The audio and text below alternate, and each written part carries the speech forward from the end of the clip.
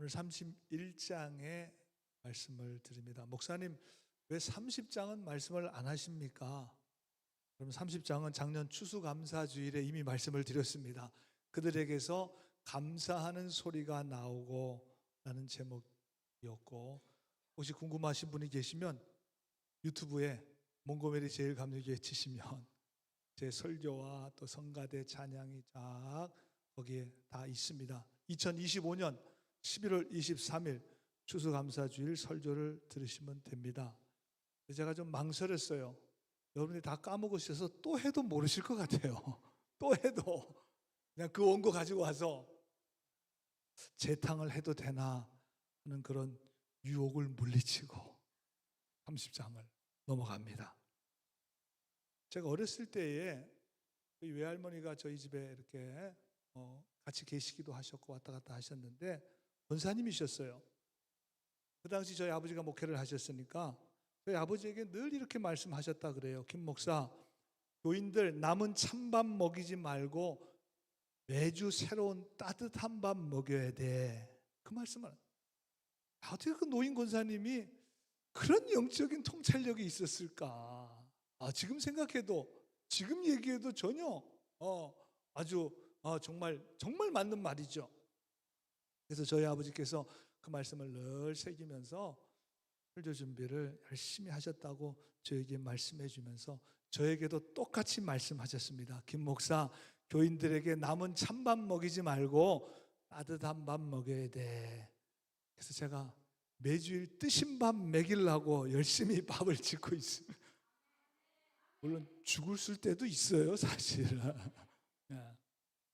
오늘 31장의 말씀을 통해서 여러분들에게 꼭 필요한 말씀으로 남은 찬밥이 아니라 따뜻한 영적 양식으로 우리 모두가 다 영적인 강건함을 얻게 되시기를 우리 주님의 이름으로 간절히 축원합니다. 우리 옆 사람하고 한번 이렇게 인사했으면 좋겠어요. 찬밥이 아니라 따뜻한 밥 먹읍시다. 찬밥. 집에서도 남은 밥 주지 마시고 새로 해서 좀 따뜻하게 주세요. 따뜻하게. 그래야 오늘 예배 때 영의 양식 잘 드시고 또 끝나면 또 육의 양식도 우리가 친교하면서 잘 드시길 바라겠습니다. 오늘 보면 31절에 이렇게 말씀하고 있습니다. 여호와의 말씀이니라 보라 날이 이르리니 내가 이스라엘 집과 유다 집에 새 언약을 맺으리라 그랬는데, 여러분 이 새 언약이라는 말이 이 구약 성경에 유일하게 이 한 말씀 딱 나오는 거예요. 이 두꺼운 구약 성경에 새 언약이라는 말이 한 번 딱 나와요. 여러분 구약을 올드 테스트먼트라 그래요. 올드, 옛날 언약이라는 것입니다. 옛 언약, 그래서 구약이에요. 그런데 구약에 새 언약이라는 말이 나오는 게 참으로 놀랐어요. 메시지 성경에 보니까 A brand new, 한 번도 타지 않은 brand new, 새 거죠, 새 거. Brand new covenant, 전혀 새로운, 놀라운 말씀. 그것도 유다 집만이 아니라 이스라엘 집까지. 여러분 이스라엘, 북쪽 이스라엘은 이미 100년 전에 아수르에서 멸망을 당했습니다. 예레미야는 남유대 선지자입니다. 그래서 주로 지금까지 유대 예루살렘에 대해서 하나님의 말씀을 선포했습니다. 지금 1장에서 30장까지 대부분 다 유대 예루살렘에 대한 메시지였습니다. 그런데 오늘 회복과 치유에 대한 메시지는 북이스라엘까지 다 포함한다는 것입니다. 오래전에 멸망당한 북이스라엘도 사실 하나님의 자녀예요. 이스라엘은 야곱의 12지파로 되어 있습니다. 그래서 원래는 한 왕국이었어요. 다윗과 솔로몬, 원래 한 왕국이었다가 그 이후로 나라가 갈라지게 되고 마음까지도 갈라지고 심지어 서로를 죽이는 전쟁까지도 남북이 하게 되었습니다. 좀 마지막에 합했으면 좋았을 텐데 합하지도 못하고 나라가 망했습니다.